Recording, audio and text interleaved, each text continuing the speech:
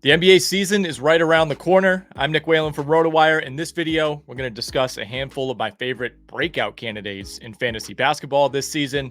Let's get right to it. We start with a second-year player for the Golden State Warriors, Brandin Podziemski. And look, it's all about opportunity for Podziemski, who should step in as the Warriors starting two-guard this season.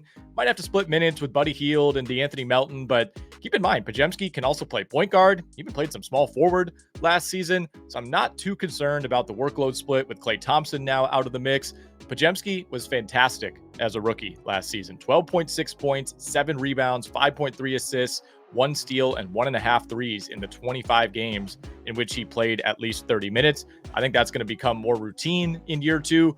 The rebounds, the assists, those are especially impressive considering Podziemski's size and his natural position as a two guard. He's one of the best pound-for-pound rebounders in the NBA. That's huge for fantasy. With the Warriors trying to replace Klay Thompson, trying to stay relevant in an ultra-competitive Western Conference, I think Podziemski is going to have a major role, and he's going to be asked to handle a decent chunk of the scoring burden behind Steph Curry. And keep in mind, Steph Curry's 36. He just played in the Olympics. He does not have the greatest health track record. If Curry goes down at any point, Podziemski suddenly becomes maybe the co-number one option in this Warriors offense. I don't know. It seems crazy, but it's possible. Either way, Podziemski's going well outside the top 100 in most fantasy drafts. In ESPN leagues, his ADP's in the 130s. I think he's one of the better values on the board. Next up, we stay in the Western Conference. Jalen Williams of the Oklahoma City Thunder. Williams is only 2 years in. Kind of already feels like he's broken out, but I think there's another level up that Williams can climb. He took a nice step forward last season, but did taper off late in the year. Wasn't great in the postseason. The Thunder have since parted ways, though, with Josh Giddey, which should really open things up even more for Jalen Williams to function as that secondary scorer, secondary playmaker behind SGA. OKC did bring in Alex Caruso, but ultimately he's a low usage player. He's more of a catch and shoot guy, more of a defensive presence. So I don't really view him as a true threat to Williams' usage, especially relative to Josh Giddey. With Giddey off the floor last season, Williams saw a significant boost. His usage rate jumped up to 29%. He averaged 7 more points and attempted nearly 6 more shots per 36 minutes without Giddey on the floor. Williams, yeah, he does have somewhat of a ceiling considering he's always going to be behind SGA in the pecking order, but if he can add a little more scoring volume, continue to be a guy who shoots well over 50% from the field, I think he could push for a top 30 fantasy season. Next on the list, Jalen Duren of the Detroit Pistons. Duren entering his third year in the NBA like Jalen Williams, still only 20 years old, somehow won't turn 21 until November. He took a big step forward last season, putting up 14 points, almost 12 boards, 2.5 assists per game. He is an underrated passer.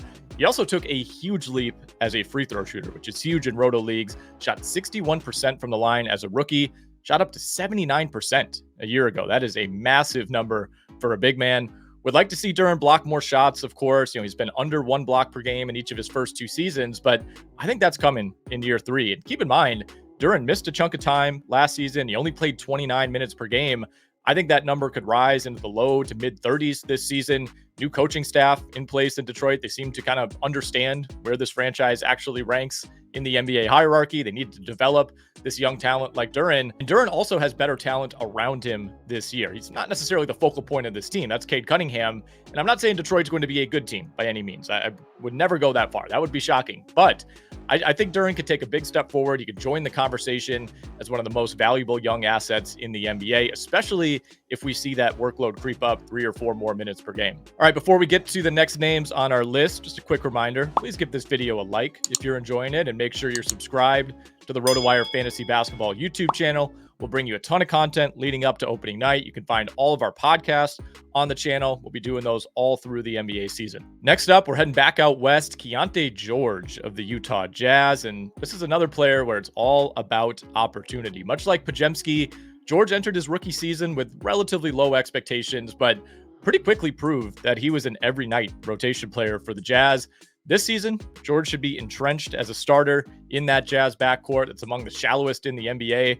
Go check out the depth chart. It's not good. After the All-Star break last season, George posted 16.3 points per game, 4.7 assists, 3 rebounds, 2.5 made threes, shot 40% from the field, which It's bad, but good for him compared to where he was earlier in the season. Now, again, field goal percentage is the big concern for Keyonte George in roto leagues, and he didn't give you much on defense last year either, but he is a mid-80s free throw shooter. That implies that maybe the all-around shooting should get a little bit better, and I think he'll improve as a finisher in year 2.